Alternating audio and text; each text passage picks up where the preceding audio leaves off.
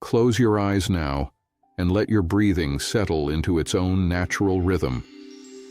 Feel the weight of your body sinking deeper into the softness beneath you, heavy and held, safe and supported. Each breath carries you further from the day behind you, further into this moment of quiet rest. Tonight, you will journey to a place where time moves differently, where the sky holds perpetual twilight in shades of lavender and rose, and where a garden grows flowers unlike any you have ever seen. These are not ordinary blooms. They are living memories, moments of joy captured and preserved in petals and stems, tended by a gentle keeper who has been waiting patiently for you to arrive. Let yourself drift now, soft and slow, toward that threshold between waking and dreaming, toward that peaceful garden where happiness grows eternal, blooming in the endless dusk. You find yourself walking, though you cannot quite remember when you began. The path beneath your feet is soft, not quite earth and not quite cloud, something in between that yields gently with each step, cushioning you, supporting you, making each movement feel effortless. The ground is covered with petals, thousands upon thousands of them, in colors you have never seen before. Not the ordinary colors of waking world flowers, but something richer, deeper, more luminous. Petal colors that seem to glow from within with their own soft light. Blues that remind you of the sky just after sunset, when the last light is fading but night has not yet claimed the world. Pinks like the inside of seashells, delicate and iridescent. Golds that make you think of honey held up to candlelight, warm and thick and sweet. The petals are cool beneath your feet, and they release a fragrance with each step, subtle and ever-changing. One moment you catch the scent of jasmine, delicate and intoxicating.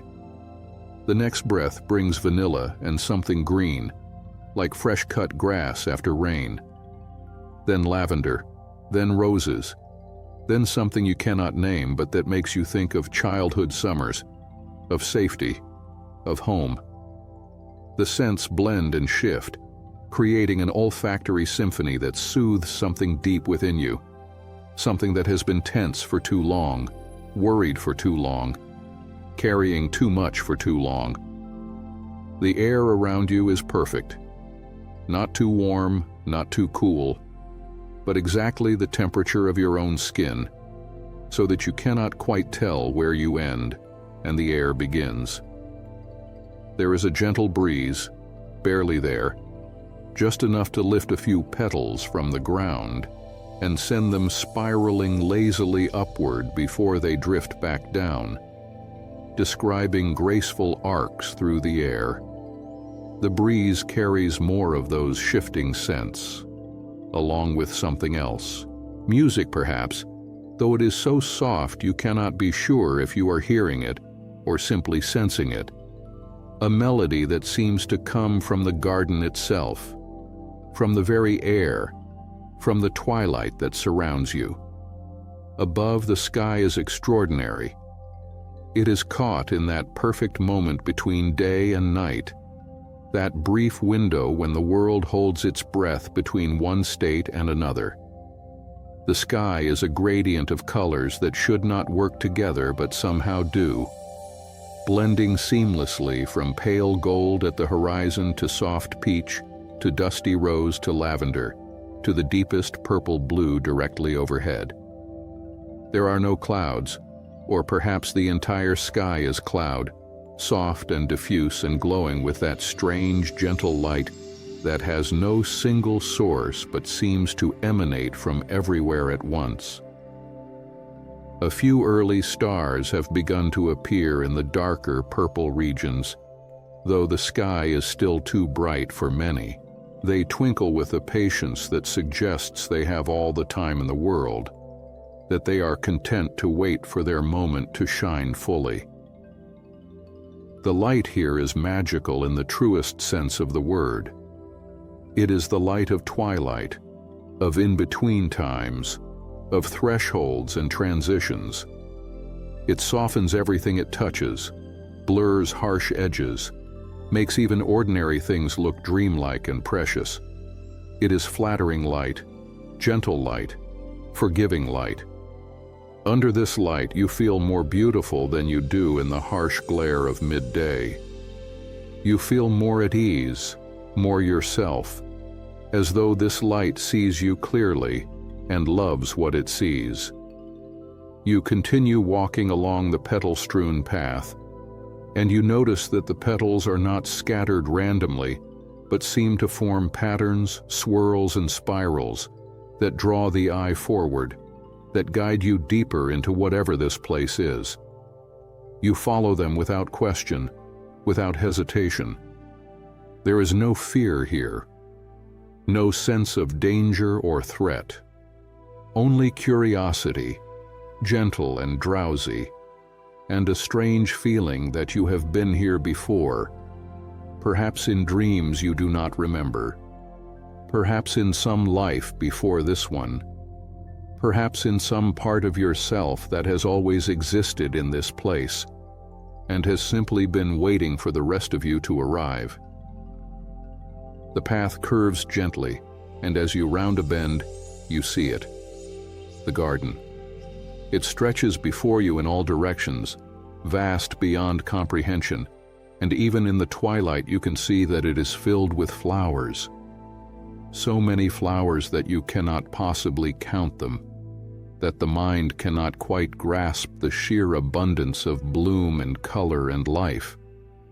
But these are not like any flowers you have seen in your waking life. These flowers glow. They shimmer and pulse with bioluminescent light, each bloom its own small lantern, its own captured star. The effect is breathtaking. The entire garden glitters and glows like a vast terrestrial galaxy, thousands upon thousands of points of light in every imaginable color, creating a landscape that looks like something from a fairy tale, from a dream, from the most beautiful vision you have ever witnessed. Some flowers glow with cool blue light, like moonlight made solid, like ice that has learned to shine. Others pulse with warm amber, with rose gold, with the soft yellow of candlelight. Some shift through colors as you watch, moving from pink to lavender to pale green in slow, hypnotic cycles. A few, rare and scattered throughout the garden like precious gems, glow with colors you cannot name, colors that seem to exist between the colors you know, in spaces on the spectrum that ordinary reality does not contain. Looking at them makes your eyes water slightly, not from pain, but from beauty, from the overflow of sensation that comes from witnessing something your mind was not quite designed to comprehend. The flowers are not planted in rigid rows like a formal garden, nor are they wild and chaotic like an untended meadow. They grow in what appears to be organized clusters, each cluster its own small ecosystem, its own little world. Some clusters are all blue flowers, varying shades from palest ice blue to deep midnight, creating pools of cool luminescence. Others are warm, oranges and reds and golds that make you think of fire, of autumn, of everything cozy and comforting. Still others are mixed, rainbows of bloom that create a dizzying, joyful profusion of color and light. Between the flower clusters, paths wind through the garden, narrow trails of that same soft, petal-covered ground you have been walking on. The paths curve and meander, inviting exploration, suggesting secrets around every corner, promising discoveries to those patient enough to wander. You can see that some paths lead to small structures, gazebos perhaps, or benches or fountains, their shapes indistinct in the glowing twilight. Others seem to lead to groves of trees whose leaves shimmer with the same bioluminescent quality as the flowers, creating canopies of living light. The beauty of it stops your breath, literally stops it.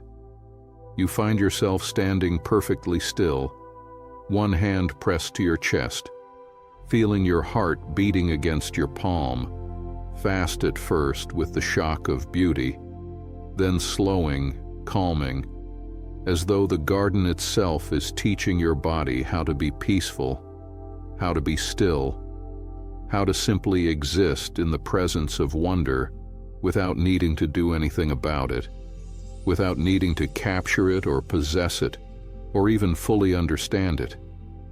You breathe in deeply, and the air tastes different here than it did on the path. Sweeter, richer, almost tangible, as though you could sustain yourself on it alone. It fills your lungs completely, expanding your chest, and when you exhale, something releases. Some tightness you have been carrying, some tension you have held for so long that it has become part of your normal state. It flows out with your breath, and you feel lighter for its absence. A voice speaks from somewhere nearby, soft and warm, with an accent you cannot quite place, a lilt that suggests they come from somewhere very far away, or very long ago, or perhaps from nowhere in particular, having lived here so long that they have taken on the accent of the garden itself. Welcome, dear traveler. I have been expecting you. You turn, searching for the source of the voice, and you see them. The garden keeper. They are standing just off the path, beside a cluster of flowers that glow soft gold, their light casting warm shadows on the keeper's face. The keeper is neither young nor old, neither distinctly masculine nor feminine, but something that transcends those categories, that exists in the same liminal space as the twilight itself. Their face is kind, weathered in the way that speaks of time spent outdoors, of seasons witnessed, of years devoted to patient work. Laugh lines radiate from the corners of their eyes, and their mouth curves naturally upward even in repose, as though smiling is their default state, as though joy is so habitual that it has shaped their features. They are dressed in simple clothing that might once have been a specific color, but has faded to a soft gray-brown, the color of good soil, of tree bark, of things that grow. The fabric looks soft and well-worn, comfortable as old friends, and it is adorned here and there with living flowers tucked into pockets, woven into hems, growing somehow directly from the fabric itself, as though the keeper has worn these clothes for so long that the garden has claimed them as part of its territory. The flowers glow gently against the neutral fabric, tiny points of light that move when the keeper moves, that pulse in rhythm with their breathing. In their hands, they hold a basket woven from living vines, flexible and green and dotted with small white blooms that release that vanilla scent you noticed earlier. The basket is half filled with glowing petals, carefully gathered, arranged with obvious care. The keeper's eyes are remarkable. They are the color of twilight itself, that same gradient of color you see in the sky. Gold near the pupil fading to rose, fading to lavender, fading to deep purple at the outer edge. Looking into those eyes, you feel seen in a way that is not intrusive, not judging, but simply accepting. They see you, all of you, and they smile because they like what they see. You look weary, they say. and their voice is full of compassion, of understanding without pity. The world you come from demands so much, does it not? It asks you to be always moving, always productive, always more than you are. It is exhausting, this constant striving. This garden exists for people like you, people who need to remember that beauty exists, that joy is real, that peace is possible. Come, walk with me. Let me show you what grows here. They extend one hand toward you, palm up, an invitation rather than a demand. You find yourself moving forward without conscious decision, your feet carrying you toward them. And when you place your hand in theirs, their skin is warm and slightly rough, the skin of someone who works with their hands, who touches earth and stem and petal every day. Their grip is gentle but steady, and they give your hand a small squeeze before releasing it, a gesture that says, "You are welcome here. You are safe. You belong." The keeper turns and begins to walk along one of the winding paths, and you fall into step beside them. Their pace is slow, unhurried, the pace of someone who has no appointments to keep, no schedule to maintain, nowhere to be except exactly where they are. It is a pace that invites observation, contemplation, presence. You find your own footsteps slowing to match theirs. Find your breathing deepening. Find your shoulders dropping away from your ears as tension you did not know you were carrying begins to release. "Do you know what these flowers are?" the keeper asks, gesturing with their free hand at the glowing blooms that surround you on all sides. Their voice is conversational, easy, the tone of someone sharing something they love with a friend. They are memories, moments of happiness, of joy, of peace, of love. Every flower in this garden was once a moment in someone's life, a moment so bright, so beautiful, so full of feeling that it could not be contained in just one person, in just one time. So it bloomed here, in this place between times, where it can continue to exist, to shine, to share its light with anyone who needs it. You look at the flowers with new understanding, new reverence. These glowing blooms are not simply plants. They are memories made manifest. Moments of happiness given form and permanence. The thought is almost overwhelming in its beauty. The keeper stops beside a cluster of flowers that glow soft blue like moonlight, like ice, like the blue of a clear winter sky. The blooms are shaped like bells, hanging downward from graceful stems, and they sway gently in the breeze, chiming against each other with a sound like crystal, like distant laughter, like music played on glasses filled with water. "This one," the keeper says softly, reaching out to cup one of the bell-shaped blooms in their hand with infinite gentleness, "is the memory of a child seeing snow for the first time. See how it glows blue-white, cold and pure? Can you feel the wonder in it? The absolute astonishment of seeing the world transformed overnight, everything familiar made magical by a covering of white. You lean closer, and as you do, something extraordinary happens. The flower's light intensifies slightly, and you catch a glimpse, not quite a vision, not quite a memory of your own, but something in between. A flash of white falling from gray sky, small hands in mittens reaching out to catch snowflakes, the muffled quiet that comes with heavy snowfall, the way everything looks clean and new and full of possibility. Joy, pure and uncomplicated, the joy of a child who has not yet learned to be jaded, who still finds the world full of miracles. The glimpse fades, but the feeling lingers. warm in your chest despite the cold nature of the memory, because joy is always warm, always kindling, always capable of heating you from within.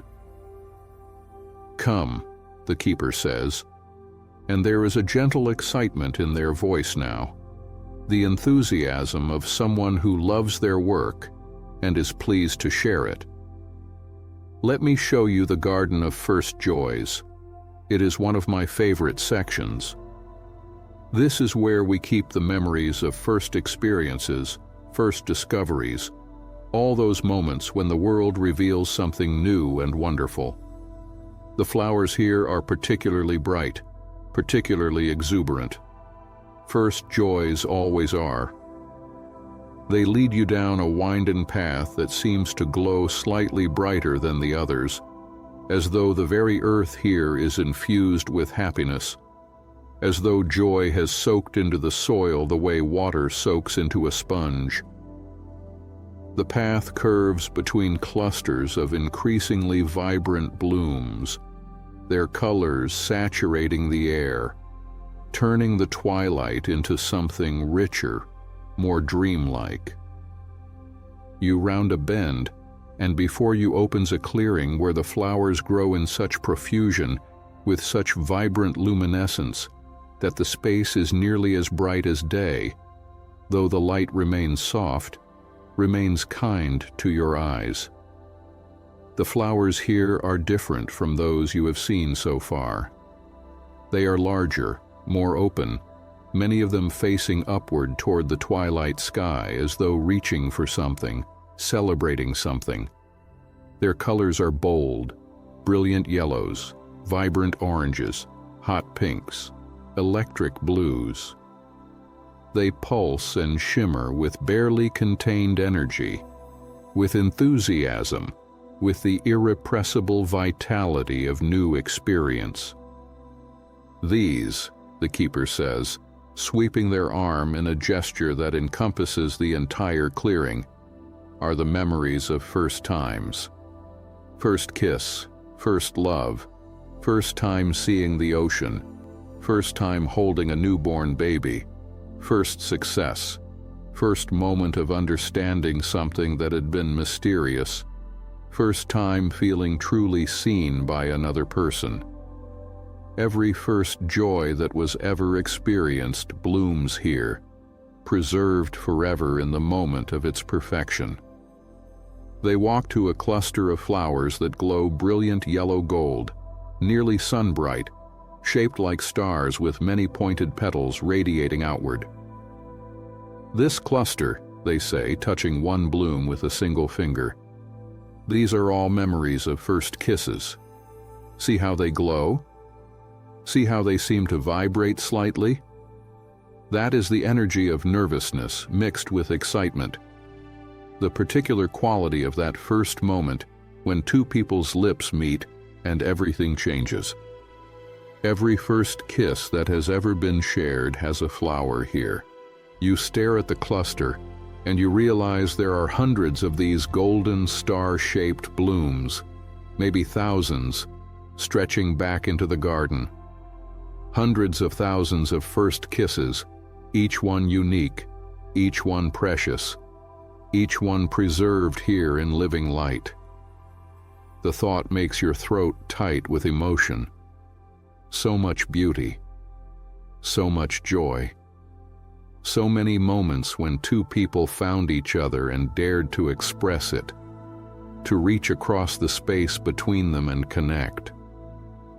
Without intending to, without consciously deciding, you find yourself thinking of your own first kiss, if you have had one. The memory rises unbidden, awkward perhaps, or perfect, or somewhere in between. The nervousness, the wondering if you were doing it right, the moment of contact, the way time seemed to stop and everything else fell away. And somewhere in this cluster you understand, there is a flower that holds that memory. Your first kiss exists here, preserved, still glowing, still beautiful despite however much time has passed since that moment in the ordinary world. The keeper sees the recognition in your face and smiles gently. "Yes," they say softly, "your moments are here too. Every joy you have ever felt has bloomed in this garden. That is what I do, you see. I tend them. I make sure they are never forgotten, never lost.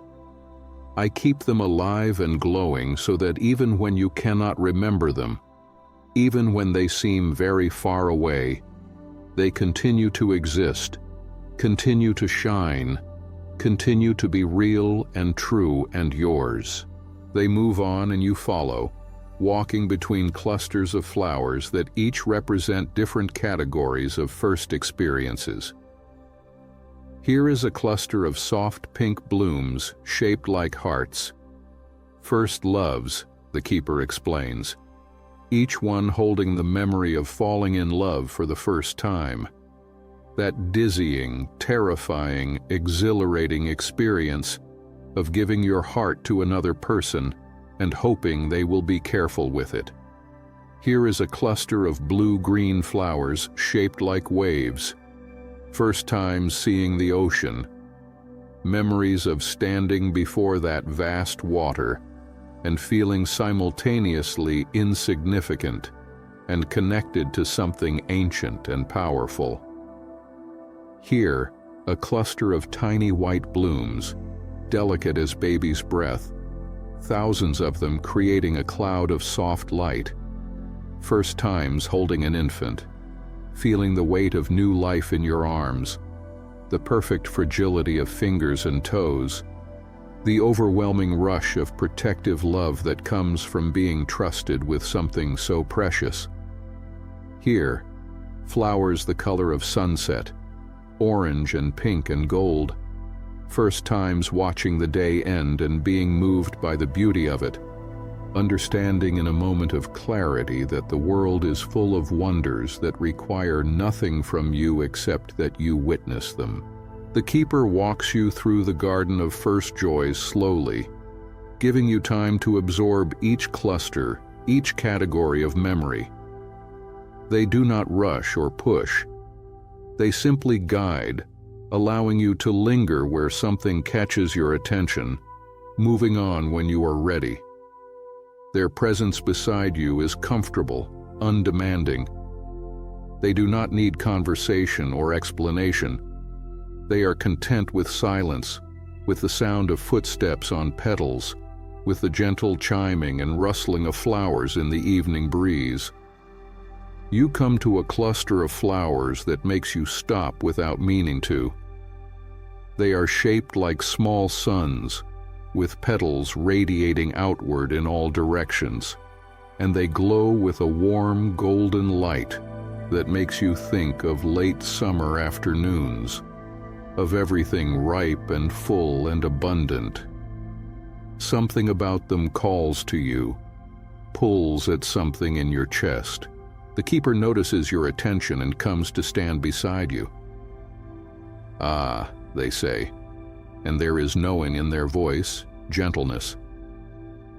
These are memories of first times feeling proud of yourself, first time accomplishing something difficult, first time looking at your own work and thinking, "I did that, I made that, it is good."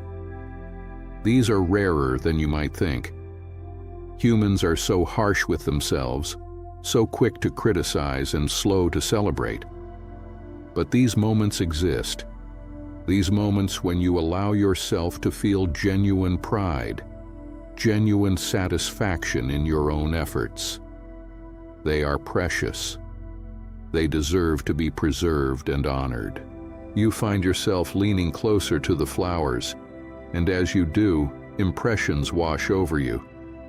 The feeling of finishing something hard, of looking at a completed project, a painting, a garden, a story, a task at work, something built with your own hands, and allowing yourself to feel good about it. Not arrogant, not boastful, but quietly satisfied. The warm glow of earned accomplishment. the sense of having grown, of having stretched yourself and not broken, of being capable of more than you thought you were. One impression is stronger than the others, more personal. It is yours, you realize, a memory from your own life, though you had not thought of it in years. You cannot see the specifics clearly. They are wrapped in the same soft focus as all the flowers' memories, but you feel it. You remember what it felt like to be proud of yourself, to feel that warm glow of satisfaction, to think, I did well, I am capable, I am enough. Tears surprise you, sudden and hot, welling up without warning. You are not sure if they are sad tears or happy ones. Perhaps both. Sad because you have not felt this way in so long, have not allowed yourself to feel proud, to celebrate your own accomplishments. Happy because the feeling still exists, is still here, preserved in glowing petals, waiting for you to remember it, to reclaim it.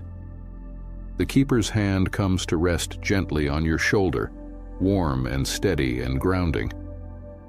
It is all right, they murmur. This happens often. People come to the garden and they remember feelings they have forgotten, parts of themselves they have lost track of in the noise and rush of living. The tears are good. They are a kind of watering. They help the flowers bloom brighter. They help the memories take root in your heart again, so that you can carry them with you when you leave this place. You wipe your eyes with the back of your hand, feeling slightly embarrassed, but also strangely cleansed, lighter. The keeper removes their hand from your shoulder but does not move away. They stand quietly beside you, giving you space to feel what you are feeling. Time to let the memory settle back into you where it belongs. After a time, you cannot say how long, time moves strangely here, stretching and compressing like taffy, like breath, following its own rules. The keeper gestures toward another path. Come, they say gently. There is more to see. The Garden of First Joys is wonderful, but it is not the only place where happiness grows. Let me show you something quieter, something that many people need even more. You follow them down a new path, this one slightly narrower, slightly darker. The flowers that line this path glow more softly, less exuberantly. The colors here are muted, soft blues and grays, pale greens, gentle lavenders, the colors of fog and mist and early morning. The light they cast is subtle, barely enough to see by, but somehow it is enough. You do not stumble. Your feet find their way without effort. The path opens into another clearing, smaller than the last, more enclosed. Trees grow here. You had not seen trees in the garden before, tall and graceful with silvery bark that catches the light and throws it back in gentle gleams. Their leaves are the color of moonlight, pale silver green, and they whisper to each other in a language you almost understand, creating a soft susurration that is deeply soothing, almost hypnotic. Under the trees, the flowers grow more sparsely, giving each bloom more space, more individuality. These flowers are less showy than the ones in the Garden of First Joys. They are smaller, simpler in shape, and they glow with a light that is barely there, that you have to look at sideways to fully perceive. This, the keeper says, their voice even softer now, respectful of the quiet atmosphere of this place, is the garden of quiet contentment. These flowers hold memories of peace, not excitement or exhilaration or the high energy of first experiences, but the deeper, steadier joy of simply being okay, of sitting in a comfortable chair with a good book and a cup of tea, of waking up naturally, without an alarm, and lying in bed for a few extra minutes just enjoying the warmth and softness, of petting a cat that has fallen asleep in your lap and feeling the rumble of its purr through your palm, of finishing the day's work and having nothing urgent to do except rest. These moments are not dramatic, not the stuff of stories or adventures, but they are the bedrock of a happy life. They are the moments that actually make up most of our time, if we are lucky, if we are paying attention. You look at the flowers with new appreciation. The keeper is right. You have been taught to value the spectacular, the exciting, the Instagram-worthy moments. But these quiet moments of contentment, of simple peace, they are more valuable in many ways because they are sustainable, because they ask nothing from you except that you be present, that you allow yourself to feel satisfied with ordinary goodness. The keeper leads you to a cluster of flowers that glow pale blue, almost white, shaped like small bells that hang downward from delicate stems. These, they say, are memories of comfortable silence shared with someone you love. You know those moments? When you are together but neither of you needs to speak, and the silence is not awkward but companionable, even intimate. When you can just exist side by side, reading or working or just being, and the other person's presence is comforting rather than demanding. Those moments bloom here.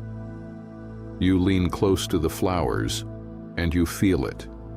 The warmth of another body nearby, the security of knowing you are not alone, the particular quality of shared silence that is different from solitude. The feeling of being with someone who does not need you to perform or entertain, who is content with your simple presence just as you are content with theirs. It is a beautiful feeling, uncomplicated and deep. Moving on, the keeper shows you other clusters. Here are flowers that glow soft green, memories of waking up refreshed after a good night's sleep. That delicious moment of consciousness when you realize you feel rested, that your body does not hurt, that you are ready to meet the day. Here are pale yellow blooms, memories of that first sip of coffee or tea in the morning, the ritual of it, the warmth in your hands, the way the caffeine begins to clear the fog from your mind. Here are gray-blue flowers, memories of rain on windows when you are safe and dry inside, the cozy feeling of being sheltered from the storm, the permission rain gives you to do nothing but watch it fall and listen to its percussion. Here, soft lavender blooms, memories of clean sheets and made beds, of sliding between fresh linens at the end of the day, of the particular satisfaction that comes from this small act of care for yourself. Here, pale pink flowers, memories of laughter that comes easily, not from anything particularly funny, but simply from being relaxed and happy and in good company. Laughter as the expression of contentment rather than humor. The keeper walks you through this garden slowly, giving you time to absorb the feeling of each cluster. People often undervalue these moments, they say, their voice thoughtful. They are always chasing the next big thing, the next achievement, the next experience that will finally make them happy. But happiness is not usually found in those grand moments. It is found here, in the small and quiet and ordinary, in the accumulation of peaceful moments, of simple pleasures, of being present and grateful for what is, rather than always reaching for what might be. You realize with a sudden clarity that makes your chest ache that you have been guilty of this. You have been so focused on what you lack, on what you are striving for, on what needs to be fixed or achieved or obtained, that you have missed the small contentments that are already present in your life, the quiet moments that are already there, waiting for you to notice them, to appreciate them, to let them be enough. It is easy to forget, the keeper says gently, as though they can read your thoughts, and perhaps they can. The world is so loud, so demanding. It is always telling you that you need more, that you should want more, that contentment is the same as complacency. But that is a lie, a story designed to keep you consuming, striving, never satisfied. Contentment is not giving up. It is wisdom. It is understanding what is actually valuable, what actually contributes to a life well lived. These small, quiet moments of peace and satisfaction, they are the foundation. Everything else is decoration. You nod, unable to speak around the lump in your throat. The truth of their words resonates in your bones, in your blood, in the tired places inside you that have been pushing and striving for so long without rest. The keeper reaches out and plucks a single flower from one of the clusters, one that glows soft white, barely distinguishable from moonlight. They hold it out to you. Take this, they say. It is a memory of feeling safe and cared for, of being held when you were sad and having someone simply sit with you without trying to fix anything, without offering advice, just being present with your pain until it became bearable. Everyone needs to remember that this is possible, that this kind of care exists. Keep it. Let it remind you. You take the flower carefully, cradling it in your palms. It is warm, despite its cool light, and it weighs almost nothing, lighter than air, than thought. As you hold it, you feel the memory it contains seeping into you, becoming part of you, being held, being safe, being allowed to be sad without judgment or rushing. The feeling wraps around you like a blanket, and something in your chest that has been clenched for a very long time begins, finally, to loosen. The keeper smiles at you, their eyes warm with approval, with something that might be pride in your willingness to receive, to be open, to allow yourself to be changed by this place. There is one more garden I wish to show you tonight, they say. And then, if you wish, we will find a place for you to rest. You look weary still, dear traveler, though I think less so than when you arrived. But there is time yet, before sleep claims you completely, to see one more beautiful thing. They lead you out of the garden of quiet contentment, down another winding path. This one is bordered by flowers that glow in warm colors, golds and roses and soft oranges, the colors of firelight, of sunset, of everything warm and welcoming. The path is slightly wider here, as though it is meant to be walked by two people side by side, and indeed you find yourself walking shoulder to shoulder with the keeper, your steps synchronized, moving together in comfortable rhythm. The path opens into the largest clearing you have seen yet, a vast circular space ringed by trees whose branches arch overhead to form a living cathedral ceiling.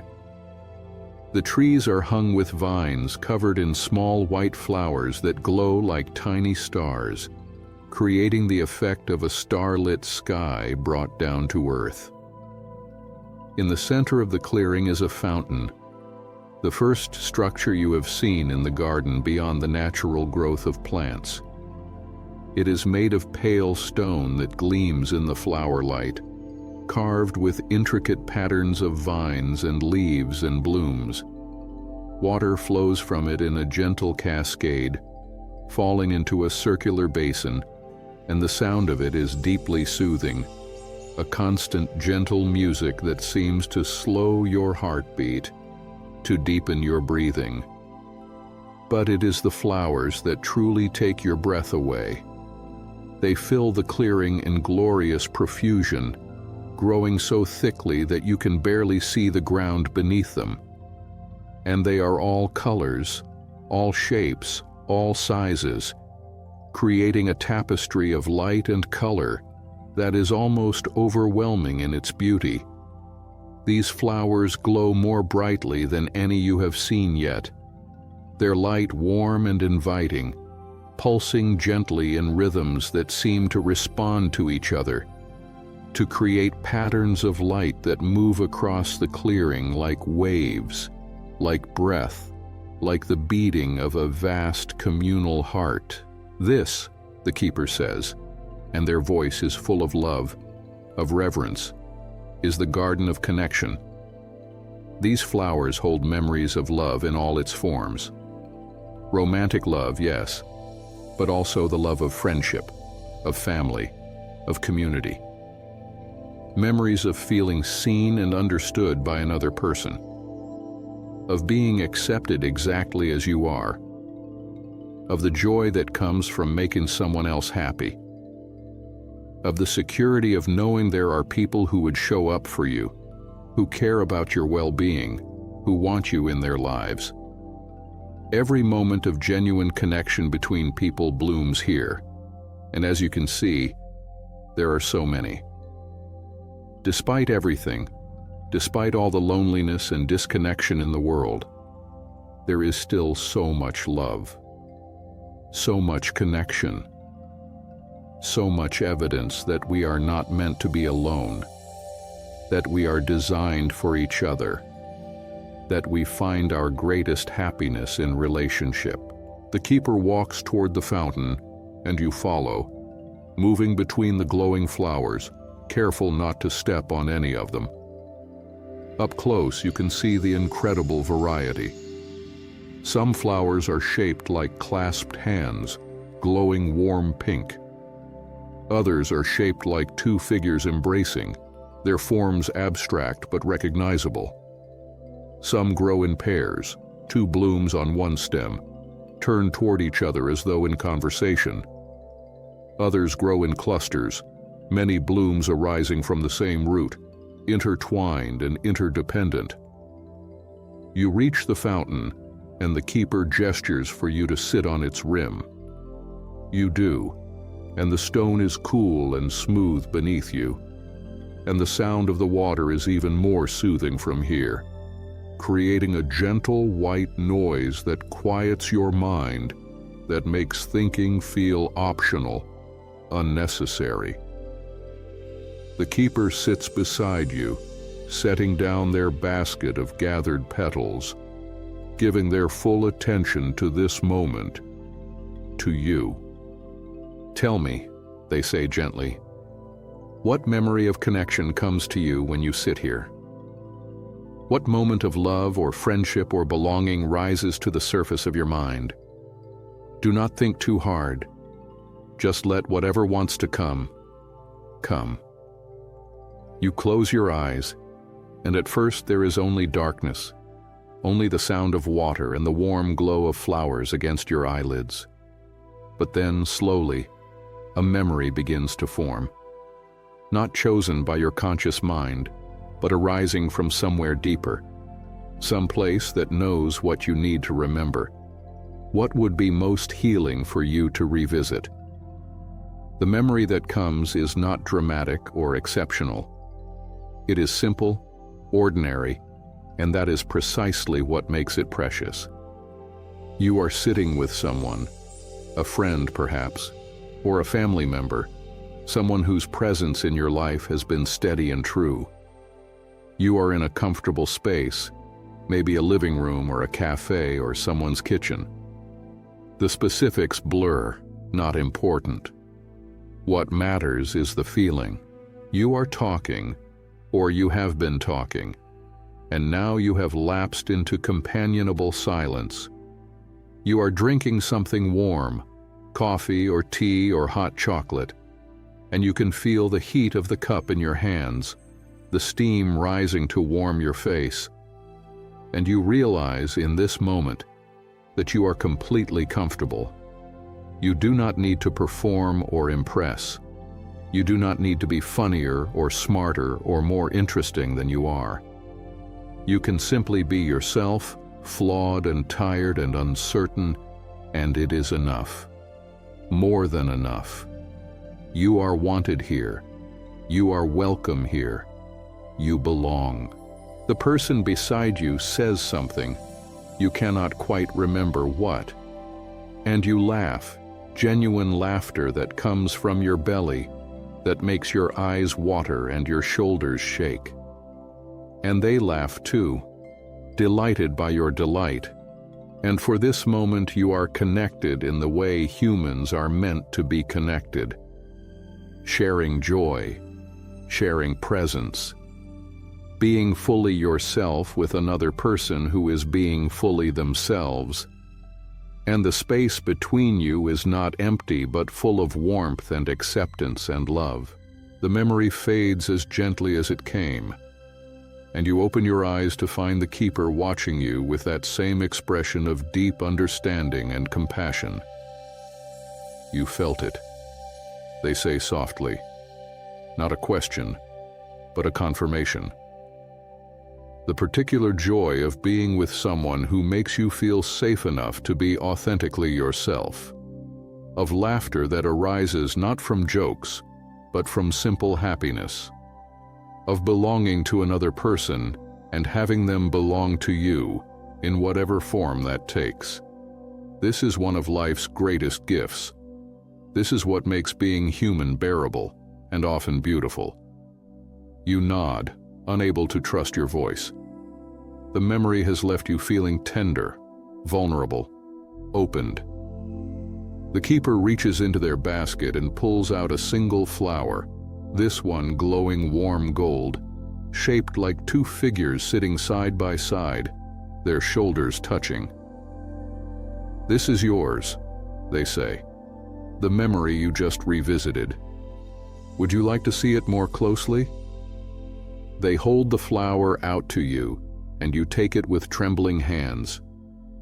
The moment you touch it, the memory floods back with even greater intensity. You are there again, in that moment of perfect connection, and you can feel everything. The warmth of the cup in your hands, the softness of the cushions beneath you, the sound of the other person's laughter, the feeling of being seen and accepted and loved. But more than the sensory details, you feel the emotion of it, the deep security and peace that comes from knowing you are not alone, that you matter to someone, that your presence brings joy to another person's life. Tears stream down your face now, and you do not try to stop them or wipe them away. The keeper's hand comes to rest on your back, between your shoulder blades, warm and steady. They do not speak, do not try to comfort you with words. They simply sit with you while you cry, while you feel the full weight of what you have been missing, what you need, what you have, and sometimes forget to appreciate. After a time, the intensity of the emotion passes, leaving you feeling wrung out but cleaner somehow, lighter. The keeper hands you a handkerchief pulled from one of their many pockets, soft fabric that smells like lavender. You wipe your face, blow your nose, take several deep, shuddering breaths. Why does it hurt? You ask, your voice rough from crying. If these are happy memories, why does remembering them hurt so much? The keeper is quiet for a moment, considering. Because, they finally say, you have been separated from your own joy for too long. When you spend a long time not allowing yourself to feel happiness, not making space for connection and peace and simple pleasure. Returning to those feelings is like returning circulation to a limb that has gone numb. It hurts because you are coming back to life. It hurts because you are remembering what it feels like to be fully human, fully feeling, fully alive. The pain is not a sign that something is wrong. It is a sign that something is finally right again.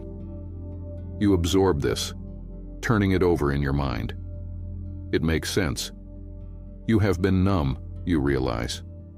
Moving through your days on autopilot, surviving but not really living, disconnected from your own capacity for joy. This garden, these memories, they are waking you up.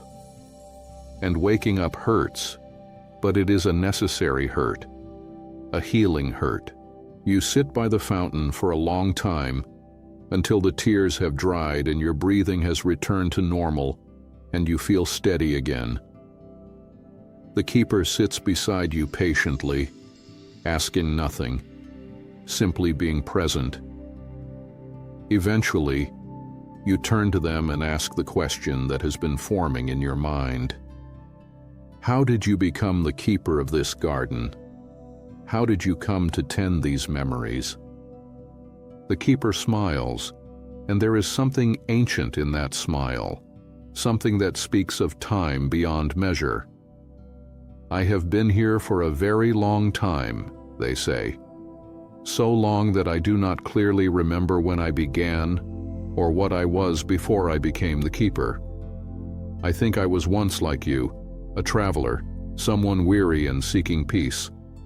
I found this garden, and I was healed by it, restored by it. And when it came time to leave, I found I could not. Or perhaps I chose not to. The distinction blurs.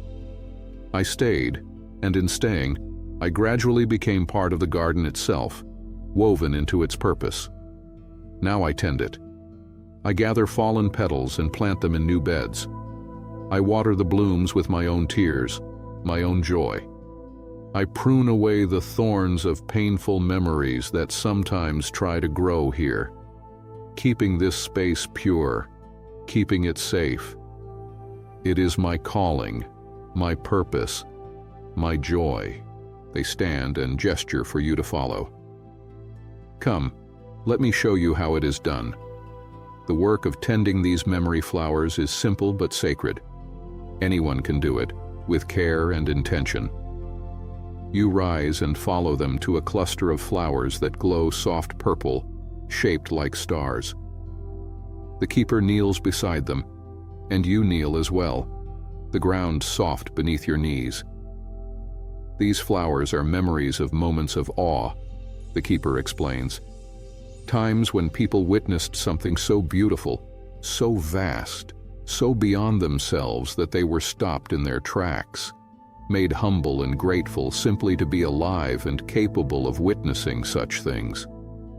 Sunsets and starry skies, the first sight of mountains or ocean, holding a newborn child, hearing music that seems to reach directly into your soul. These moments need tending too, need to be honored and preserved. The keeper reaches out and very gently touches one of the purple star flowers. You see how this one is fading slightly, not dying but dimming. This happens when the person whose memory created this flower has forgotten it, or when they have become so lost in darkness that they can no longer access their own capacity for awe. When this happens, we must remind the flower that it is still valued, still beautiful, still important. We do this by acknowledging it, by witnessing it, by lending it some of our own energy until its original keeper can return to it. The keeper closes their eyes and places both hands around the fading flower, cupping it gently.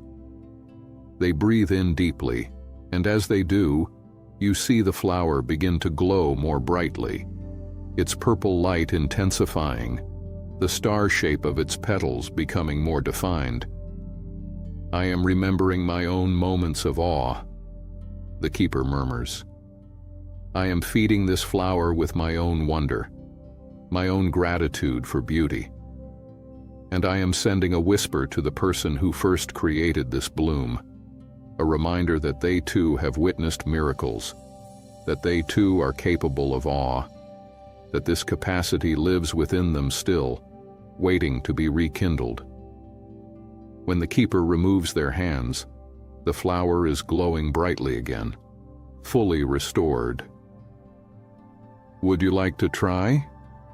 They ask, looking at you with encouragement in their twilight-colored eyes. You nod, nervous but willing. The keeper guides you to another flower in the cluster, one that is also dimming. You place your hands around it the way the keeper did, feeling the delicate petals against your palms, the slight warmth of the bloom even in its faded state. Now, the keeper instructs softly, close your eyes and remember a moment when you felt awe, when something was so beautiful or so moving that it made you forget yourself completely, that filled you with wonder and gratitude simply to be alive and able to witness it. Do not search for the memory. Let it come to you. You close your eyes, and after a moment, a memory surfaces. You are standing somewhere high, a mountain overlook perhaps, or a tall building, or maybe just a hill. The specifics are hazy, but you are looking out over a vast landscape as the sun sets, and the sky is on fire with color. Oranges and pinks and purples and golds, layered and blended in combinations that seem impossible, that seem like they should not work together but somehow create the most beautiful thing you have ever seen. The light is changing every second, the colors shifting and intensifying, and you are frozen in place, barely breathing, watching this daily miracle unfold. You feel small in the best way, insignificant in a way that is not diminishing but freeing. You are part of something vast and beautiful and ongoing. You are a witness to wonder. And in this moment, you are perfectly, completely happy just to be here, just to see this, just to exist. As the memory fills you, you feel the flower in your hands begin to warm, to brighten. You open your eyes and see that it is glowing more strongly, its purple light steady and true. A sense of accomplishment, of satisfaction, of having done something meaningful floods through you. You have helped preserve a moment of wonder. You have kept beauty alive. You see? The keeper says, and their voice is full of approval, of warmth. You have the gift. You have always had it. The ability to tend the garden of memory, to keep joy alive, to nurture beauty. This is not something special or rare. It is human nature, your birthright. You only need to remember to do it, to make space for it, to honor it as the sacred work it is. You spend time with the keeper tending other flowers, learning the gentle work of caring for these living memories. The keeper shows you how to water them, not with actual water, but with attention, with presence, with the energy of your own capacity for feeling. You learn how to whisper encouragement to blooms that are struggling, how to celebrate those that are thriving, how to simply bear witness to all of them with respect and care. As you work, you find yourself falling into a meditative state, a peaceful rhythm of breath and movement and presence. Your mind grows quiet. The worries that usually chatter constantly in the background of your consciousness fade to a distant murmur, easily ignored. You are here, in this moment, doing this simple work, and it is enough. More than enough. It is meaningful in a way that much of what fills your daily life is not. The keeper watches you with a smile, clearly pleased by your engagement, your willingness to learn. After a time, they stand and dust off their knees. "Come," they say. "There is one more thing I wish to show you before we find you a place to rest." The most important section of the garden, in many ways. They lead you down yet another path, this one narrower and quieter than the others. The flowers that line it glow very softly, in shades of cream and pale gold, barely distinguishable from the twilight itself. The path winds through a grove of willows, whose long branches hang down like curtains, creating small enclosed spaces, intimate rooms made of living green. The willow's leaves are silver, and they catch the light and throw it back in gentle sparkles. The path opens into a small circular clearing, more enclosed than the others, sheltered by the willows and by tall hedges covered in white flowers that smell like jasmine and release their scent in waves as the breeze moves through them. In the center of this clearing is a small garden plot, different from the rest. The flowers here are not organized by type or memory category. They are mixed together, all colors and shapes and sizes, creating a joyful chaos of bloom and light. And they are all glowing very brightly, pulsing with warm golden light that makes the entire clearing feel like it is lit by candlelight, by firelight, by the glow of love and warmth and home. This, the keeper says softly, is the garden of gratitude. These flowers are special. They are not memories of specific joyful moments, but rather memories of times when people felt grateful. Moments of recognizing what they had, of counting their blessings, of being overwhelmed by appreciation for their lives, despite whatever hardships they were facing. These are some of the most powerful blooms in the entire garden, because gratitude is transformative. It takes whatever you are experiencing and turns it into enough. It takes whatever you have and reveals it as abundance. Gratitude is the alchemy that turns lead into gold, that turns ordinary life into miracle. The keeper kneels in the center of the clearing and gestures for you to join them. You do, settling onto the soft moss that carpets the ground here, surrounded by the glowing flowers of gratitude. Up close, you can see the incredible variety. Some flowers are shaped like hands pressed together in prayer. Others are shaped like hearts. Some are shaped like open palms, offering something upward. Others are shaped like eyes, wide open, witnessing. "I would like to add to this garden," the keeper says, looking at you with an expression of gentle inquiry. "If you are willing, I would like to plant a flower that grows from your own gratitude, from something you appreciate about your life, something you are thankful for. It need not be something large or impressive. Often the smallest things create the brightest blooms. Would you be willing to share something you are grateful for?"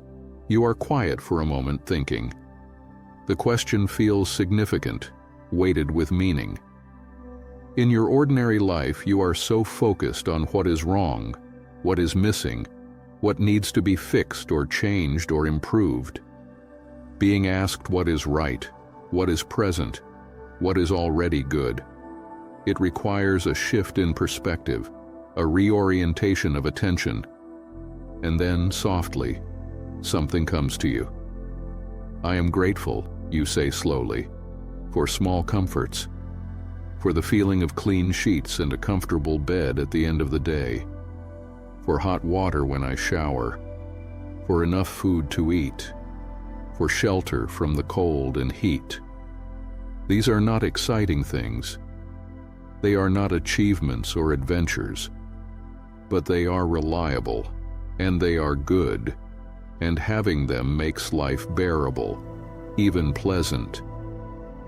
I think I have taken them for granted for a long time, but I am grateful for them. As you speak, something extraordinary happens. In the space between you and the keeper, a small shoot begins to push up from the soil. It grows rapidly but smoothly, a stem rising and thickening, leaves unfurling, and then, at the top, a bud forms. The bud swells and opens, revealing a flower unlike any you have seen in the garden yet.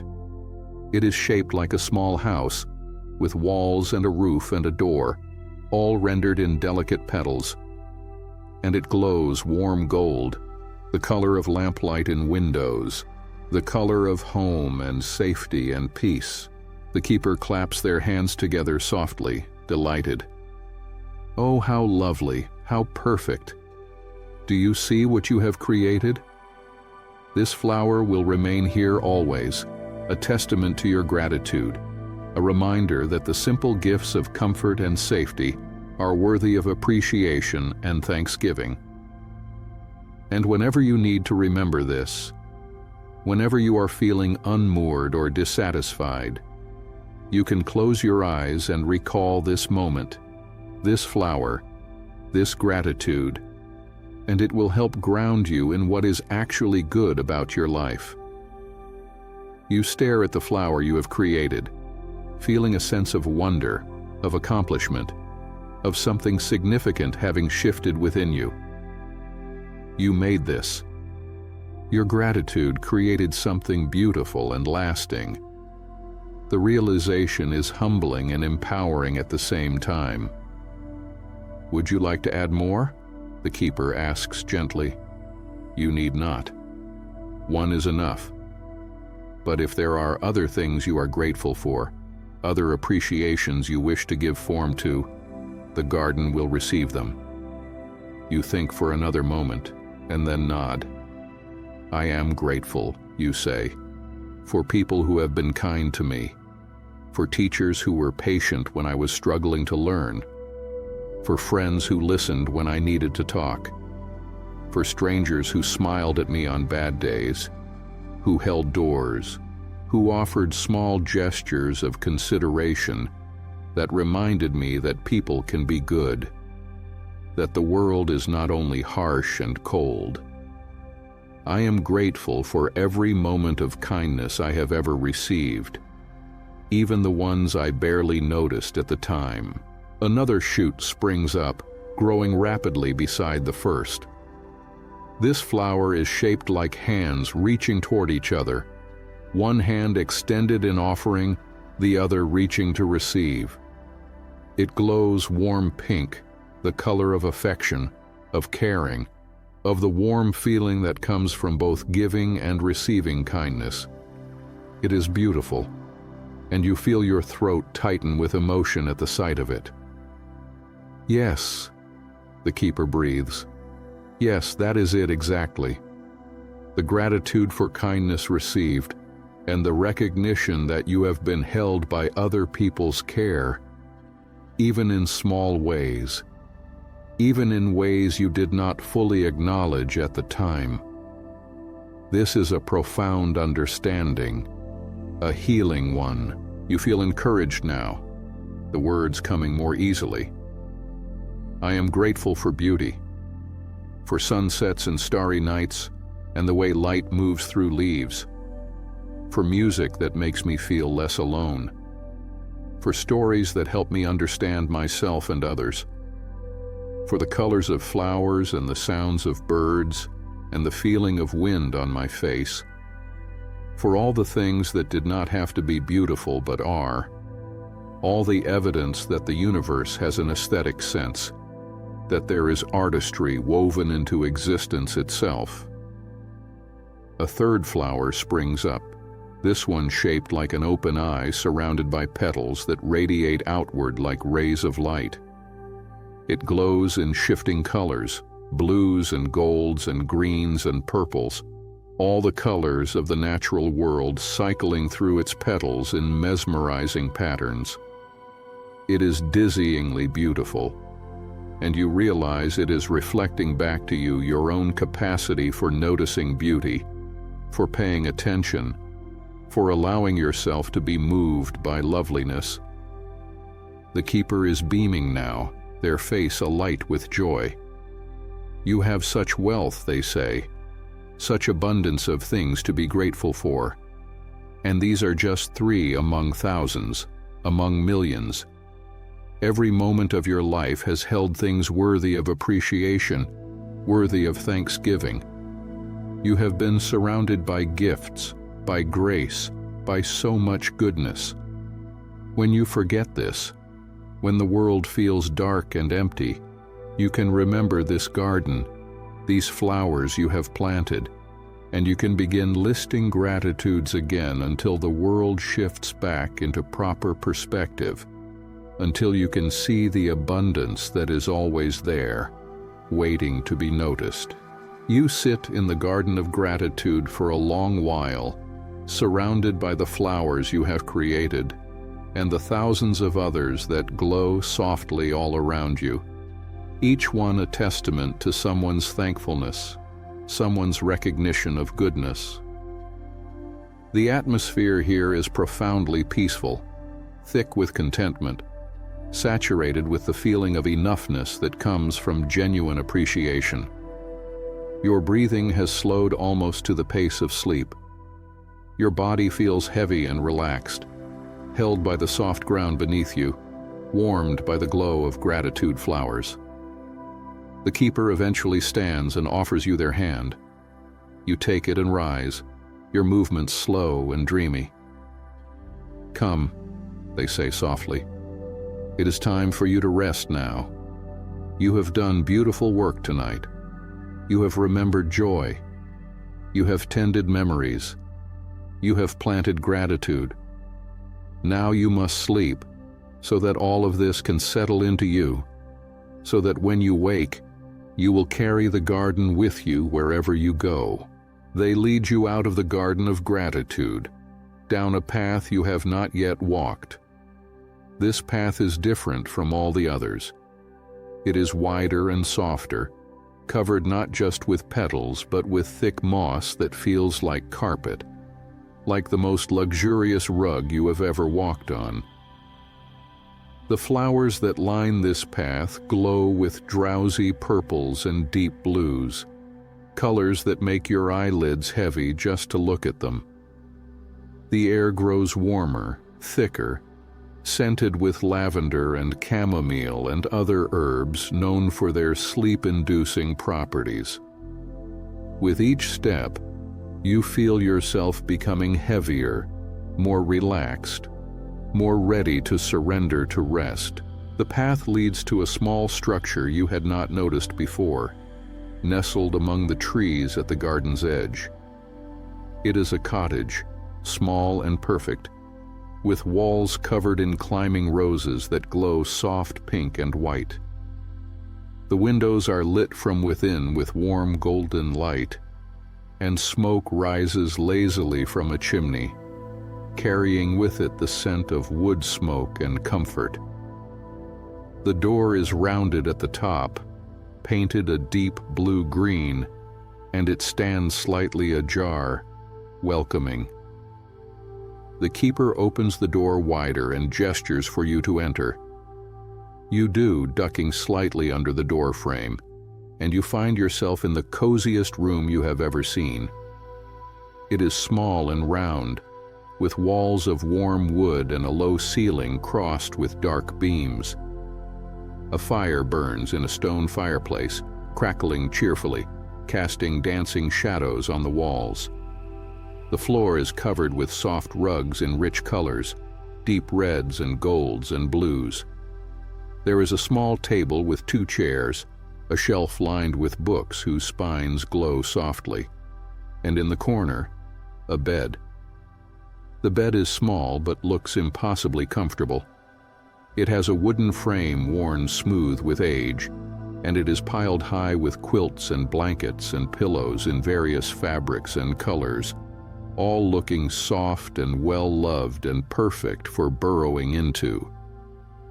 The pillows are plump, the kind that will cradle your head just right. The quilts look heavy in that good way that makes you feel secure, held, safe. This is where travelers rest, the keeper says, their voice barely above a whisper now, respectful of the drowsy atmosphere. This cottage exists at the edge of the garden for those who need not just to remember joy, but to truly rest, to let their bodies and minds and hearts recover from the relentless demands of the waking world. You are welcome to stay here tonight, for as long as you need. When you are truly rested, the path will appear to lead you back to your own life. But you will carry the garden with you, carry its lessons and its peace. You move toward the bed as though drawn by gravity, by inevitability. Your body knows what it needs, and what it needs is to sink into that softness, to be held by those blankets, to let go completely. The keeper pulls back the covers, revealing crisp white sheets that smell like sun and fresh air, like they were dried on a line in summer breeze. You sit on the edge of the bed, and it is exactly as comfortable as it looked, maybe more so. The mattress gives slightly under your weight but supports you perfectly. You swing your legs up and lie back, and the pillows cradle your head, and oh, it is so good. The keeper pulls the covers up over you, tucking them in gently around your shoulders, and the weight of them is perfect, heavy enough to feel secure but not restrictive. The blankets are warm but not hot, soft but not smothering. They are exactly what you need. The keeper sits on the edge of the bed beside you, their presence comforting, parental almost, the way someone might sit with a child who needs help settling into sleep. You have done well tonight, they say softly, reaching out to brush a strand of hair back from your forehead, a gesture so tender it makes your eyes sting with tears. You have been brave and open. You have allowed yourself to feel, to remember, to be changed. That takes courage, especially when you have been numb for so long, when feeling has become frightening. But you did it, and now you can rest, truly rest, knowing that joy is real, that it exists, that it is yours. The keeper's hand rests gently on your head, their touch warm and soothing. The fire crackles softly in the background, and through the window you can see the garden glowing in the twilight, thousands of flowers creating a galaxy of earthbound stars.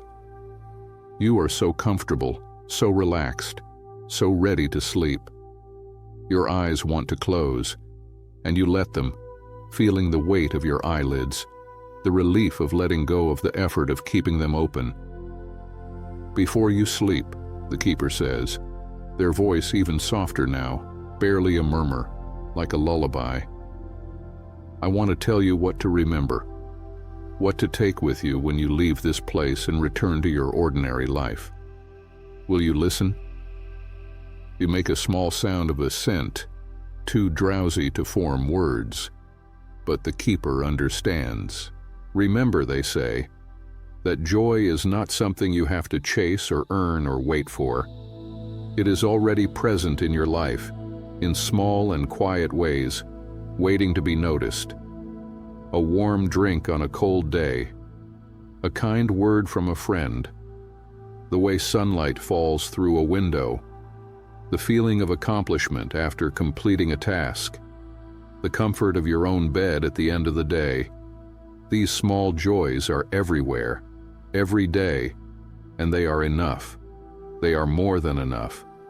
They are the substance of a happy life. Your breathing has deepened, slowed. Each breath is an effort now, a gentle surrender. In and out, in and out. So slow, so easy. Remember, the keeper continues, that you are worthy of rest. You do not have to earn the right to be tired, to need recovery, to take time for yourself. Your worth is not determined by your productivity. You are valuable simply because you exist, simply because you are a conscious being capable of experiencing beauty and joy and connection. You deserve comfort. You deserve peace. You deserve to be cared for both by others and by yourself. The keeper's hand moves from your forehead to your shoulder, a gentle weight, grounding you, holding you to this moment even as you drift away from it. Their touch is a promise. You are not alone. You are held. You are safe. Remember, they say, that connection is always possible. Even when you feel isolated and lonely, even when it seems like no one understands you or cares about your struggles, there are people who would welcome you, who would listen, who would offer comfort if you reached out to them. The flowers in the garden of connection prove this. Every moment of love and friendship and belonging that has ever been experienced is evidence that connection is real, that it is accessible, that you are capable of both giving and receiving it. You do not have to be alone. Your body is so heavy now, sinking into the mattress, becoming part of the bed, part of the cottage, part of the garden itself. You cannot feel where you end and the blankets begin. You are dissolving into comfort, into warmth, into peace. Remember, the keeper whispers, that gratitude is transformative. When the world feels dark and empty, when you cannot find joy or hope, you can begin to list things you are grateful for, even very small things, even things that seem insignificant. And as you list them, as you acknowledge them, you will find that the darkness begins to lift, that the world begins to shift back into proper perspective. Gratitude does not deny pain or difficulty, but it reminds you that goodness exists alongside hardship, that your life contains both darkness and light, and that the light is real and worthy of attention. The keeper's voice is fading now, growing more distant, or perhaps you are fading, sinking deeper into sleep, crossing the threshold between waking and dreaming. You can still hear them, but barely, their words reaching you from very far away, or from very deep inside you, or perhaps there is no difference. Remember, they breathe, that this garden exists for you always. You can return here whenever you need to, in your dreams, in your meditations, in quiet moments when you close your eyes and remember what it felt like to walk among glowing flowers, to be held by twilight, to be tended by someone who sees your worth and your beauty. The garden is not separate from you. It lives inside you, in your heart, in your memory, in your capacity for joy and gratitude and wonder. You carry it with you wherever you go. You are barely conscious now, hovering in that liminal space between sleep and waking, that threshold state where the boundaries between self and world become permeable, where anything seems possible, where magic is real. The keeper's voice has become part of the texture of the moment, woven into the crackling of the fire and the soft sound of your own breathing and the distant whisper of wind through the garden outside. Sleep now, the keeper says, and you can feel their hand lift from your shoulder, feel them standing, moving away, though their presence does not disappear. It remains in the room, in the warmth, in the feeling of being cared for and safe. Sleep deeply and dream beautifully. Dream of the garden and all the joy that blooms here. Dream of the flowers you planted, of the gratitude you expressed, of the memories you tended. Let them take root in your heart while you sleep, so that when you wake, they will be part of you, inseparable from who you are. The last thing you are aware of, before sleep claims you completely, is the sound of the keeper's footsteps moving toward the door, soft and slow, and then the gentle click of the door closing, leaving you alone in the warm cottage with the fire and the comfortable bed, and the garden glowing just outside the window. But you are not afraid of being alone. You do not feel abandoned. You feel perfectly, completely safe. You are asleep, deeply asleep, but you are also still aware in a strange, detached way. You are dreaming, and you know you are dreaming, but the dream does not feel less real for that knowing. If anything, it feels more real, more vivid, more meaningful than your ordinary waking life. In your dream, you are walking through the garden again, but it is different now. The flowers are even more luminous, their glow brighter, their colors more saturated. They pulse and shimmer with life, with energy, with joy so intense it seems they might burst from containing it.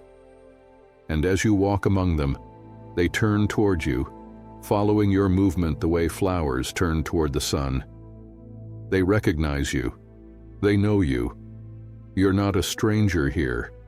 You are part of the garden, woven into its fabric, connected to every bloom and stem and petal. You notice that some of the flowers are sprouting from your own body. You look down and see that your feet have become roots, not confining you but anchoring you, connecting you to the earth and through the earth to all the other growing things. From your arms and shoulders and head, flowers are growing, blooming from your skin as naturally as they bloom from stems. They do not hurt. They feel right, feel natural, as though you were always meant to be part garden, part human, part light, part life. The flowers that grow from you glow with your own memories, your own joys. You can see them clearly now, can identify each one. Here is a flower that holds the memory of your first day of school, the nervousness and excitement all mixed together. Here is one that contains the time you laughed so hard you couldn't breathe. Here is the memory of falling in love for the first time. Here is the moment you realized you were good at something, that you had a talent, that you were capable. Here is the peace you felt, watching rain from a covered porch. Here is the contentment of finishing a good book. Here is the joy of dancing, of singing, of creating something with your own hands. All of your joys, all of your moments of happiness and beauty and connection, they are blooming from you, visible, tangible, proof that your life has contained goodness, that you have experienced wonder, that you have been happy. The evidence is here, growing from your own body, undeniable and beautiful. You walk through the garden, and the keeper appears beside you, or perhaps they were always there, and you are only now noticing them. They smile at you with such warmth, such pride, such love. "Do you see?" they ask, gesturing at the flowers that grow from you. "Do you see how much beauty you contain? How much joy you have experienced? You are not empty. You have never been empty. You are a garden unto yourself, full of blooming wonders. You only needed to be reminded, to have someone help you see what was always there. In the dream, you understand. You have been carrying your own happiness with you all along, stored in your memory, written into your body, part of your very substance. You were never as far from joy as you thought you were. It was always within reach, always accessible, waiting for you to remember, to notice, to tend. The dream shifts, the way dreams do, seamlessly and without explanation. You are no longer walking but floating, rising gently above the garden, seeing it from above. And from this perspective you can see the full scope of it, the vastness of it, the sheer number of glowing flowers that fill every space as far as the eye can see. It is overwhelming, this abundance of joy, this evidence that happiness is not rare or precious or difficult to find, but is actually everywhere, is constantly being created by billions of people living their lives, having their moments of connection and beauty and peace. You understand that you are looking at the happiness of the world, the collective joy of every human who has ever lived, and it is vast beyond comprehension. And somewhere in this vast garden, your own moments of happiness bloom too, contributing to the whole, adding your light to the great galaxy of human joy. You are part of this. Your happiness matters. Your joy contributes to the beauty of existence. The dream shifts again. You are descending now, floating back down to the garden floor, landing gently on the petal-strewn path. The keeper is waiting for you, and they take your hand, their grip warm and steady and real despite this being a dream. "There is one more thing I wish to show you," they say, and their voice is full of gentle anticipation. "One more garden you have not yet seen. This is the most important one of all." They lead you down a new path, one that glimmers silver in the dreamlight. The flowers that line this path are unlike any you have seen before. They are translucent, almost ghostly, glowing from within with pale white light. They are shaped like hourglasses, like clocks, like spirals that seem to represent the passage of time. You understand, without being told, that these are flowers of moments not yet lived, of joys not yet experienced, of happiness still waiting to bloom. "This," the keeper says as the path opens into a clearing, "is the garden of future joys. These flowers have not yet bloomed fully. They are waiting for you to live the moments that will bring them into being. They are waiting for you to create them through your living, through your choices, through your willingness to remain open to happiness even when it seems far away." The clearing is filled with buds, thousands of them, millions perhaps. Some are just beginning to swell, tiny promises of bloom. Others are on the verge of opening, their petals just starting to unfurl. They glow with potential, with possibility, with all the happiness that awaits you in the life you have not yet lived. It is breathtaking, this evidence that your joy is not finished, that there is more beauty to come, that your story is not over. "Every day you live," the keeper says softly, "every choice you make to notice beauty, to be grateful, to connect with others, to be kind to yourself, you help these flowers bloom. You create your own future happiness through the way you live in the present moment. This is the greatest secret of the garden, the most important lesson. Joy is not something that happens to you. It is something you participate in creating, moment by moment, choice by choice, breath by breath." In the dream, you reach out and touch one of the buds, and it responds to your touch, swelling slightly, its glow intensifying. You feel the potential in it, the promise. This could be the happiness of tomorrow, or next week, or next year. This could be a moment of beauty you have not yet witnessed, a connection you have not yet made, a peace you have not yet felt.